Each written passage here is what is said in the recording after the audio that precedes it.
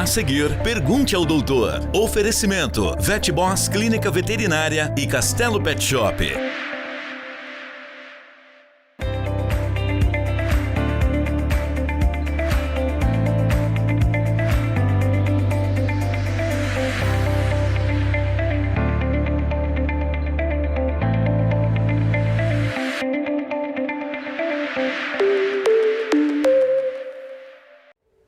Iniciamos mais um Pergunte ao Doutor. Você sabe, terça-feira, dia de falar aqui a respeito de cuidados com os nossos pets, na companhia aqui do Guilherme Maluf. Gratidão pela participação. Boa tarde. Mais uma semana aqui, né, para responder as dúvidas do pessoal.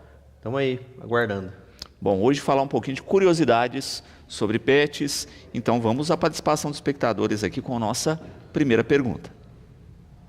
Quero um pet como companhia, mas tenho pouco espaço. O que seria melhor, cão ou gato? Num lugar com menor espaço, acho que o gato vai se adaptar melhor, né? Você consegue colocar suportes ali para o gato, até para ficar numa área mais alta, né? Você consegue deixar a sua casa inteira adaptável para o gato, colocando os suportezinhos nos cantos das paredes.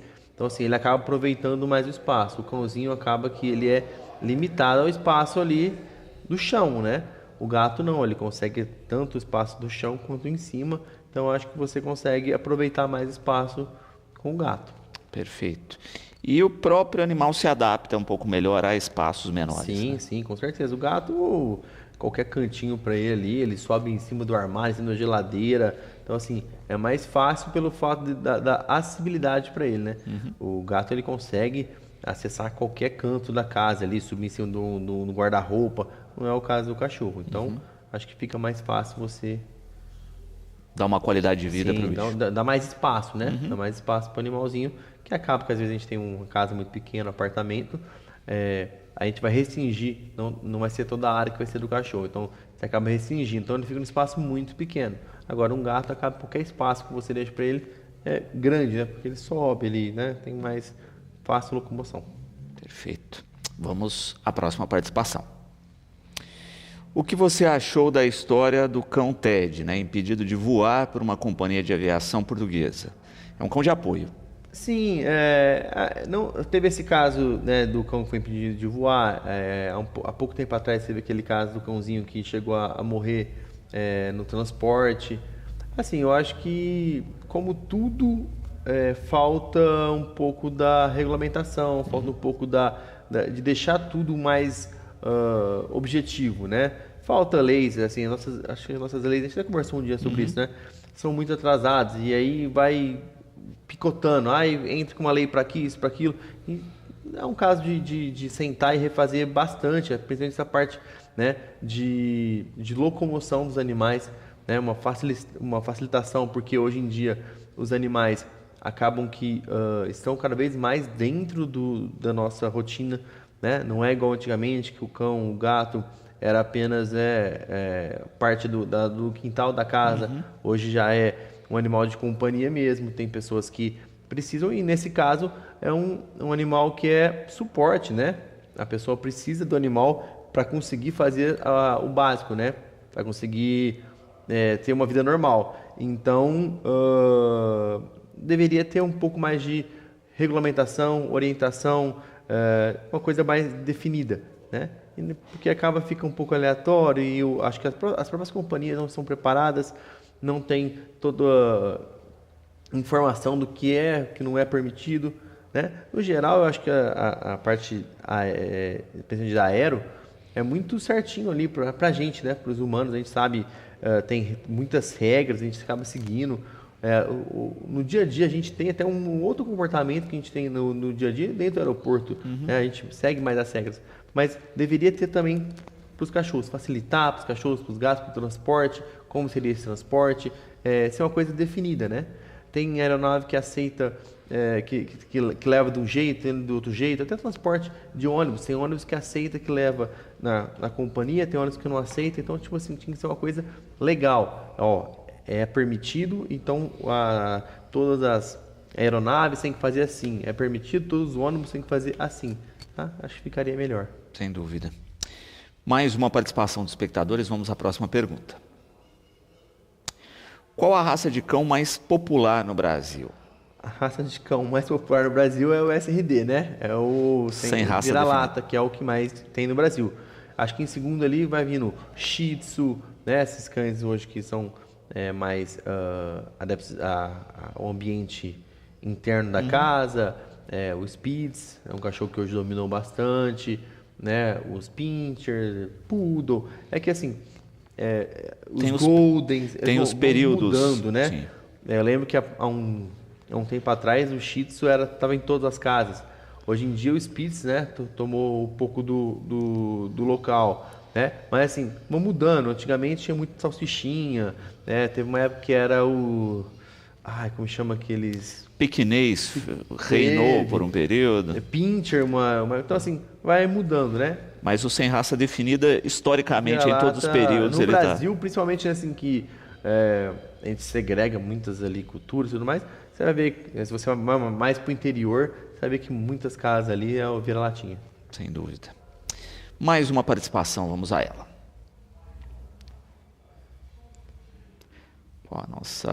Tem alguma raça de cão genuinamente brasileira? Tem algumas. Tem o Fila brasileiro, que é, né, acho que o mais conhecido. Tem o Terrier brasileiro, tem o Bulldog campeiro. Tem algumas raças que são brasileiras mesmo. Tá? Perfeito. E é exatamente isso, né?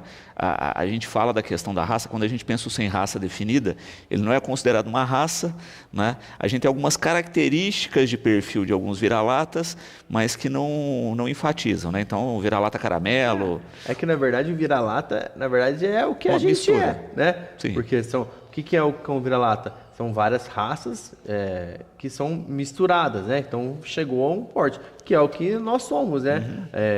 A gente tem família italiana, árabe, e vai misturando ali, mestiços de japonês, então vai misturando, né? Que é os vira-latinhas, são raças puras que foram misturando e vai chegando nessas raças sem raça definida. Exatamente. A gente brinca com essas características específicas, né? Então é o vira-lata caramelo, o vira-lata fiapo de manga, etc. Para tentar escolher, para tentar enquadrar, porque o vira-lata ele pode ser de várias maneiras, né? Sim. Até uma curiosidade que assim, uma cadela ela pode cruzar com mais de um macho, né? Então assim, às vezes na ninhadinha vai nascer mais um pequenininho, branquinho, um maior caramelo, então assim, então, na própria ninhada eles já são totalmente diferentes, né? filhote de mais de um pai.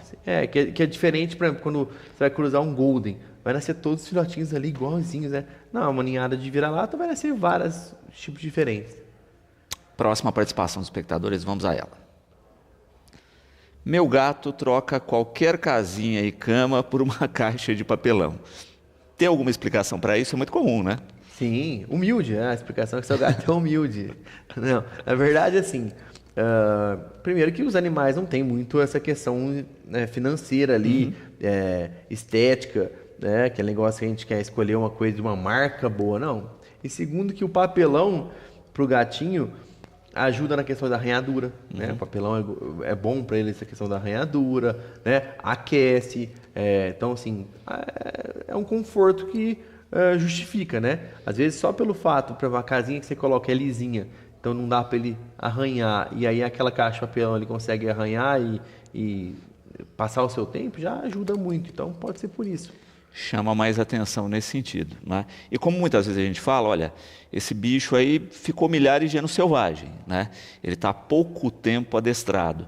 Então ele fazia a sua toca, ele fazia o seu... Sim. Então o papelão tem característica disso, né? De arranhar e fazer o seu ninho. Né? E o gato, assim, no geral, ele já tem a tendência a procurar cantos, né? Porque na selva ele se esconderia, se protegeria, né?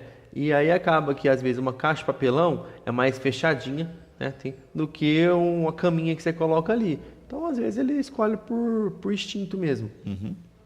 Mais uma participação última desse bloco. Vamos a mais uma pergunta. Tem uma fêmea de Shih Tzu e ela não é castrada e dorme a maior parte do tempo. É comum isso?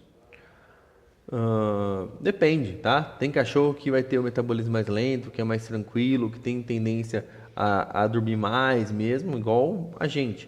Mas no geral, um cachorro ele tem seus momentos. Ele vai ter um momento mais de brincadeira, um momento mais de descansar, de dormir, de se alimentar. Então, assim, tem que ver se isso não é algo patológico, se não é uma doença. Fazer né? uma bateriazinha de exames ali para tirar dúvida. Um sangue.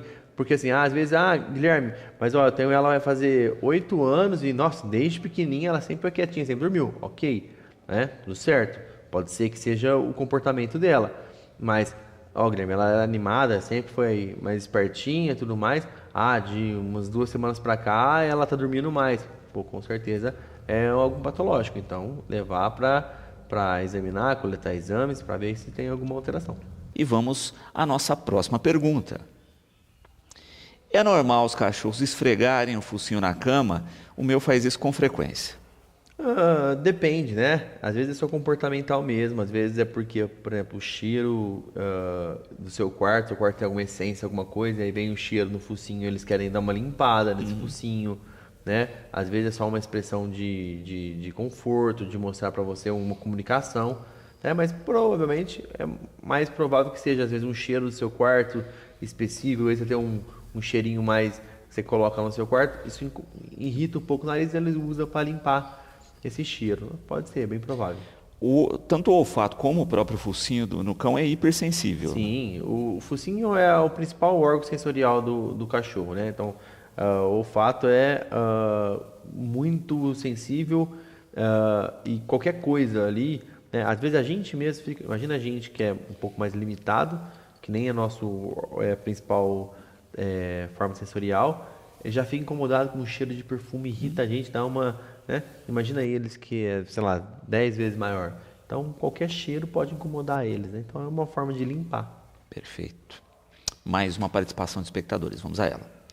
Como os hamsters armazenam comida em suas bochechas? Eles têm uma bolsa, né? Dos dois lados. E essa bolsa, eu não lembro o nome, é bolsa jugal, alguma coisa assim, tá? Essa bolsa, eles conseguem armazenar comida para comer mais para frente. Então, pensa, eles são animais, né? Se estivessem na selva, eles são presas fáceis, né? São presas que vários predadores consomem, cobras, aves, enfim, vários. Então, não dá para eles ficarem sempre ali indo buscar comida. Então, é uma forma de que achei comida, pera ali, eu vou comer, vou me alimentar, só que eu vou guardar. Né? Eles conseguem guardar praticamente 20% do seu peso corporal só ali de alimento, né? E aí eles conseguem levar pro abrigo deles ali e se alimentar por mais tempo escondido, protegido. Uhum. E é isso, né? Quem já teve roedor vê que eles fazem isso mesmo, né? Esconde, armazena, por mais que o potinho esteja cheio lá, se abasteça, eles vão continuar nesse processo. É uma ação normal deles, né? Já de defesa. E é uma coisa que já veio com o tempo, então eles já têm esse hábito, né? Eles vão nascer com esse hábito de se proteger. Então, tendo o alimento, mesmo você oferecendo alimento, eles vão comer, se saciar e guardar um tanto, porque na possibilidade de vir a faltar aquele alimento, eles têm o alimento guardado ali, armazenado. Perfeito. Mais uma participação, vamos a ela. Cachorros sonham enquanto dorme? Sim, vários estudos mostram ali que eles também chegam, né, a várias fases do sono igual a gente, né? Chega até aquela fase do sono REM, né? Então eles se aprofundam no sono e eles chegam a sonhar, né? Agora, se você me perguntar como é que fizeram essa comprovação, eu não vou saber te falar, né? Mas provavelmente com aparelhos que percebe mapeamento cerebral, mapeamento de ondas, sensibilidade ali, de ondas, de estímulos, né? Que provavelmente se comparam com o nosso durante o nosso período de sono, que a gente tem um sonho, né? Mas os estudos dizem que sim, que eles chegam a sonhar. Perfeito. E acho que quem tem contato com o pet já viu sim, essas expressões. Ali, se mexendo ali, ó, que tá dormindo, fazendo barulhos, né? Mas sim, saber, acho que é só com os exames aí, com a tecnologia. Próxima participação, vamos a ela. Papagaios podem aprender qualquer idioma? Aí a gente cai também num conceito assim, né? Eles imitam, correto? Sim, na verdade, o papagaio não sabe idioma nenhum, gente. O papagaio imita o som. Exatamente, eles repetem os sons que eles aprendem, né? Então, assim, não é porque... E muitas vezes eles nem sabem o que eles estão falando, tá? Então, assim, não é porque ele fala uma frase, ele canta uma música, ou fala uma palavra em inglês, alguma coisa que você fala no seu dia a dia, que eles sabem o que eles estão fazendo. A habilidade do papagaio é te imitar, ele vai repetir o que você está falando, ele aprende algumas palavras que você fala, ele guarda isso e ele consegue reproduzir aquilo, né? Mas, né, ele pode ser trilingue, se você souber falar várias línguas e passar isso para ele, a única língua que ele não vai saber fazer é dos sinais, né? A língua de sinais ele não consegue, o resto, tudo que você ensinar para ele, ele vai aprender. E isso é bacana, porque às vezes ele tem um estímulo que ele reproduz aquela fala, mas que não quer dizer que ele está entendendo o que está dizendo. Sim, vamos jogar para os cachorros, mesma coisa. Às vezes a gente acha que o cachorro sabe o que a gente está falando. Eu vejo alguns vídeos de passear, o cachorro fica... Mas é que ele entendeu que aquele tom da sua palavra, da sua frase, é um estímulo que é legal para ele. Então ele já entende que aquela sonoridade vai levar ele para uma coisa legal. Mas não é porque, se você falar, vamos passear gritando bravo, ele vai se acuar do mesmo jeito. Então... o jeito que você fala que mostra. O papagaio, às vezes, o que acontece? Ele entende um estímulo. Por exemplo, ele chama o nome de uma pessoa. E aí aquela pessoa responde. Então, aí você associa, mas toda vez que eu passo, ele chama meu nome. Não é porque ele entendeu, porque ele entendeu que o estímulo ali de ele ter falado do seu nome e você ter reproduzido virou legal. Então, ele entendeu que falar aquilo naquela hora que você estiver passando vai ser algo que vai trazer o benefício para ele, não porque ele sabe seu nome, né? Sabe quem, né? O que foi a palavra certa, não é isso. Perfeito. Mais uma participação, vamos a ela. Qual pet sofre com temperaturas altas ou baixas, né? Cão ou gato? Isso é relativo, tá? No geral, os cães sofrem mais, os gatos são mais adaptados a isso, tá? Mas se você colocar uma raça específica ali, que é um husky, que é um cachorro que veio de lugares mais frios, provavelmente ele vai sentir um conforto maior do que no geral, do que os gatos. Mas no geral, os cães têm mais sensibilidade que os gatos no frio. Perfeito. O pelo do gato é mais denso, né? E quando a gente pensa no inverso, né? Na temperatura quente, também tem essa questão, né? Do bicho estar mais adaptado. Sim. Mas no geral, o gato é um animal mais... adaptável, né? Mais resistente do que o cão, né? Só que aquilo lá, eu acho que tem mais variedades ali de raça de cães e os cães acabam que vivem os extremos, né? Tem cão que está na neve, então assim, acaba que existe mais polaridade ali, né? Tem cachorro que é de área de calor, tem cachorro que é área de frio, né? Mas no geral, o cachorro sente mais que o gato. Perfeito. Mais uma participação de espectadores, vamos a ela. Leite é o melhor alimento para um gatinho recém-nascido? A gente tem muita questão do pires de leite, né, para o gatinho. O leite, depende, vamos lá, vamos por pontos. Para qualquer animal mamífero, o leite materno, né, vai ser o melhor principal alimento, tá? Não existe nada que substitui. Então, o leite, para o filhote, enquanto ele estiver com a mãe, vai ser o principal alimento, tá? Caso a mãe não consiga fornecer esse leite por algum motivo, óbito, ou né, que seja, não consiga produzir leite, tem igual mulher que produz menos leite, você vai substituir esse leite por um leite específico para o pet, tá? Agora, Guilherme, o leite de vaca faz mal? Cara, aquele negócio, a gente até conversou esses dias, cada semana aparece um estudo novo que fala que o ovo faz bem ou faz mal, o leite faz bem ou faz mal. No geral, eu acho que não faz mal, ele pode tomar, tá? Mas... É que às vezes esse leite vai ser insuficiente para a nutrição, às vezes você precisa complementar. Exatamente. Então, assim, para você fornecer como algo, né, posterior, quando ele já não está mais amamentando e tudo mais, ok. Mas fundamental, primordial para qualquer animal mamífero, né, vai ser sempre o leite materno, tá? Então você vai, até você desmamar, você tem que conviver se alimentando apenas do leite materno. Perfeito. E é interessante isso, né? Olha, faleceu lá a mãe, né? Não acho uma substituta, etc. preciso suplementar, preciso dar um leite adequado, procure um veterinário, porque normalmente tem aquela receitinha, Sim, aquela tem. fórmula que vai, de fato, dar a nutrição que o bichinho precisa. E existem tanto fórmulas já prontas, tá? Leite em pó pronto, específico para o seu cão, para o seu gato, vai existir.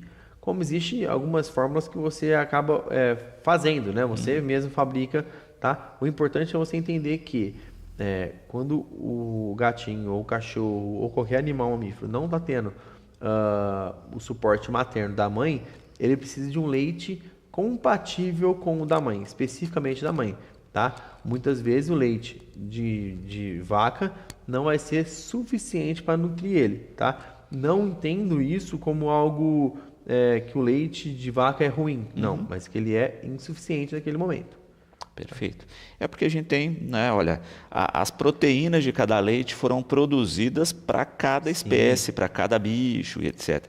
Então, de fato, né, as necessidades são outras e você vai precisar entender isso para dar o melhor suporte para esse bichinho. Com certeza. É que assim, que eu acho que as pessoas criam muitas coisas em cima dos animais. Se a gente levar os animais no pé da letra, como a gente faz no nosso dia a dia, facilita. Por exemplo, você tem um bebê recém-nascido em casa. A mulher não está dando leite. Você vai dar leite de vaca? Você vai pegar o leite de caixinha e dar para ele? Não. Você vai dar a fórmula que é feita para criança. Então é a mesma coisa, né? A gente simplifica muito se a gente começar a entender os animais com as necessidades igual a nossa, tá? Muitas necessidades são parecidas com a nossa. Então assim, você não vai... se você não tem um recém-nascido em casa, não tem leite, a sua mulher não está dando leite, você não vai pegar o de vaca para dar para ela, é a mesma coisa com o cachorrinho, com o gatinho. Né? Vai ter um leite específico para ele se você fornece um leite específico. E vale isso para qualquer espécie, né? Eu me lembro da questão das aves no passado, né? Olha, faz um mingauzinho de fubá lá, depois surgiram as fórmulas que são muito mais eficientes, a perda que você tinha de animais ali, né? Nesse período de manutenção é muito menor e a qualidade de vida do bicho é muito maior. Aves ainda acho que eu tenho muita dó, assim, porque as pessoas têm que, quando vão criar aves, tem que saber como é que cria aves, né? Tem muita gente que cria ave na semente de girassol. Então, assim, acho que é suficiente e não é. Então, assim, acho que a gente já bateu essa tecla várias vezes aqui. Então, assim, sempre que você for adquirir um pet, seja qual for, silvestre, espécies exóticas, cão, gato, o que for, tá? Aves, sempre estude sobre, né? Leia sobre. Hoje a gente tem informação na nossa mão, o celular tá ali para tudo, gente, né? Eu vejo uma frase falando assim, se o pessoal lá de 1000 anos atrás soubesse que a gente ia pegar o celular com toda a informação possível a ser assim, a gente ia pesquisar jogo do tigrinho, o cara ia falar, mano, o pessoal fica louco. Então, assim, Exato. o que o pessoal mais gostaria é de ter essa informação fácil, né? Antes tinha que ler 500 mil livros, baixar, a informação tá fácil. Só acessar e ler. Em 2 minutos você vai saber o que seu pet precisa, como você vai nutrir seu pet, como você vai proteger seu pet. Você consegue comprar os produtos de maneira muito compra ágil. tudo na internet. Se ele precisa de uma vacina específica, medicamento específico, se tem que suplementar com alguma coisa, qual a temperatura do ambiente para ele. Então, assim, isso tudo na ponta da mão. Em 10 minutos você resolve isso, né? Penúltima participação de hoje, vamos a ela. Qual a expectativa de vida de um gato? Em média ali de 13 a 20 anos ali.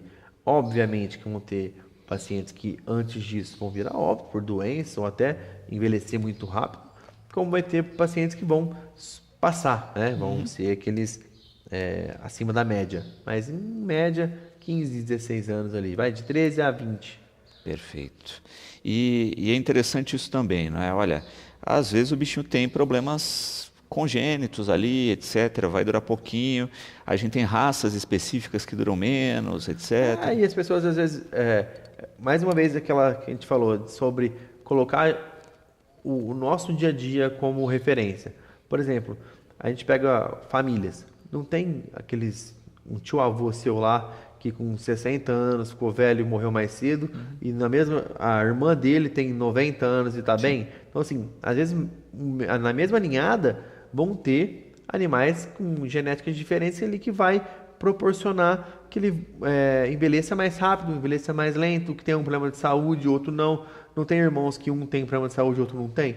Natural. Então, assim, naturalmente, na mesma ninhada, pode acontecer que um cachorrinho com 10 anos morreu e já está velhinho, já está com os pelinhos brancos, envelheceu rápido, e um com 15 anos tá bem. Então, é natural também isso. Não tem como a gente colocar uma idade específica de vida, né? Depende muito das condições. Sem dúvida. Última pergunta de hoje, vamos a ela. Você acha que leis que protegem o bem-estar dos pets são realmente eficazes? O que poderia melhorar? É o que a gente bateu aqui, né, sobre a questão daquele cachorrinho Do transporte. As leis, elas são muito... Vão colocando leis em cima de leis sobrepõem leis e vai indo, quando vê nenhuma eficaz, né? Então, assim, eu acho que é um momento da gente reformular as leis, principalmente a questão de pets, que hoje virou algo muito mais dentro da nossa rotina, do nosso dia a dia. Então, faltam muitas coisas ali, falta punição maior para maus tratos, por exemplo, né? Falta condições melhores, faltam muitas coisas, né? Por exemplo, aí, não sou eu, nada contra, mas a última coisa que colocaram lá, fazer RG de cachorro. Cara, acho que tem tanta coisa mais importante para fazer, né? De oferecer condições, oferecer mais canis nas cidades onde pode tirar os cães da rua, para não ficar na rua reproduzindo, fornecer suporte para as faculdades de veterinária, por exemplo, para castração em massa, para você resolver o problema de... Cara, não é difícil. Pega uma cidade como Batatais, que é pequena. Cara, em um mês se resolve o problema de cães de rua, né? Colocando um acesso ali para castrar todos os animais que tem na rua, uma força-tarefa ali, lógico, né? Depende de verba, né? Mas verba tem, cara. Verba no Brasil tem verba para tudo. Não, e é o tipo de investimento que, se você faz, né, inicialmente um aporte maior, depois o aporte de manutenção é bem menor.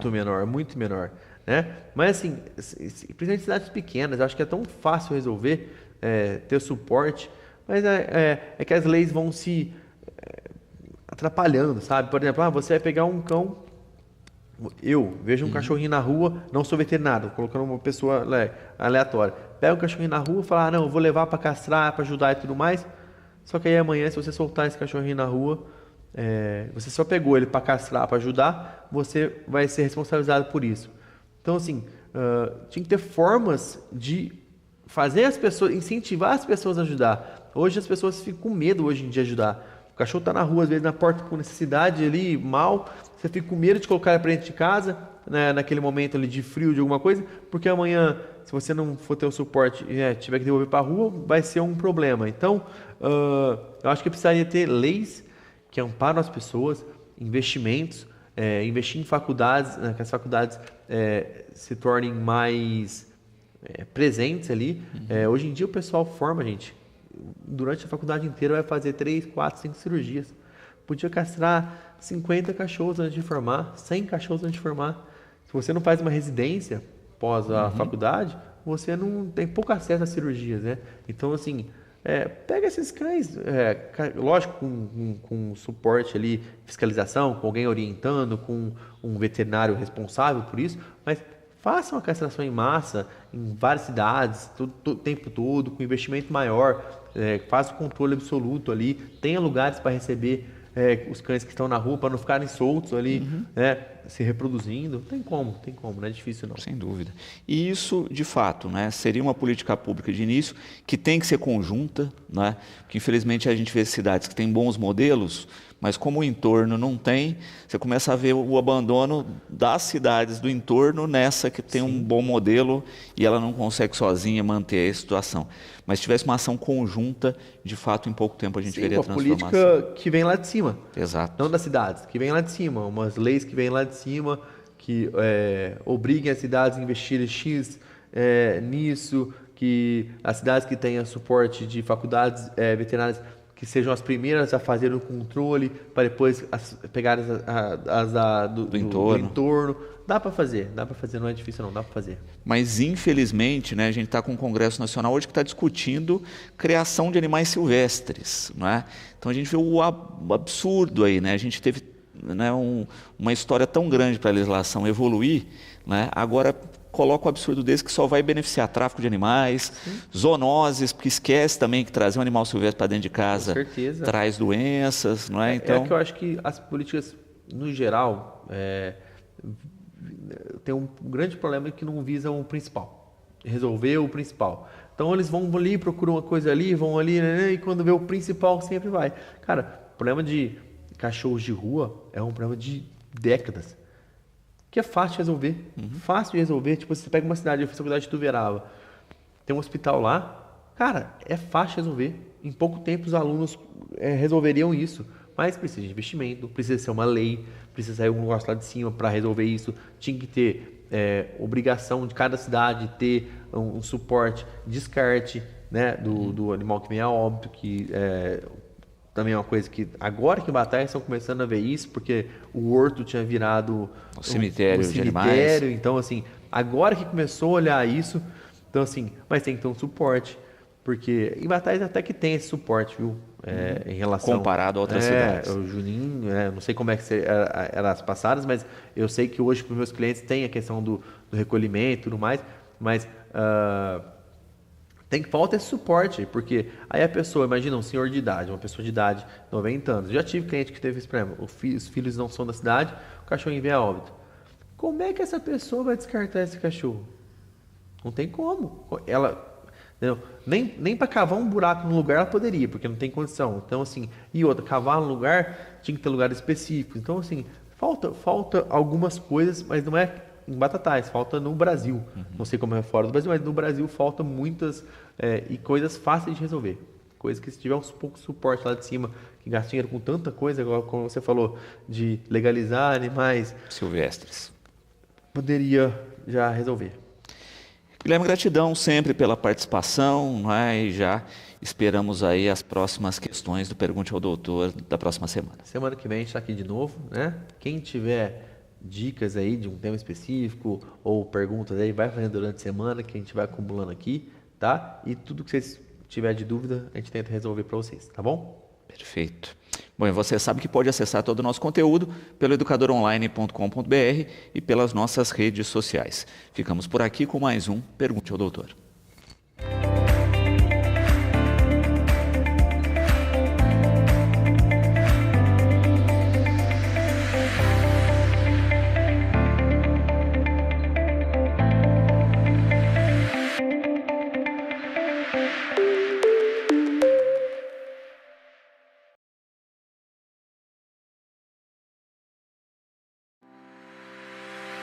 Pergunte ao Doutor, todas as terças. É o dia do veterinário. De volta na próxima semana. Oferecimento: VetBoss Clínica Veterinária e Castelo Pet Shop.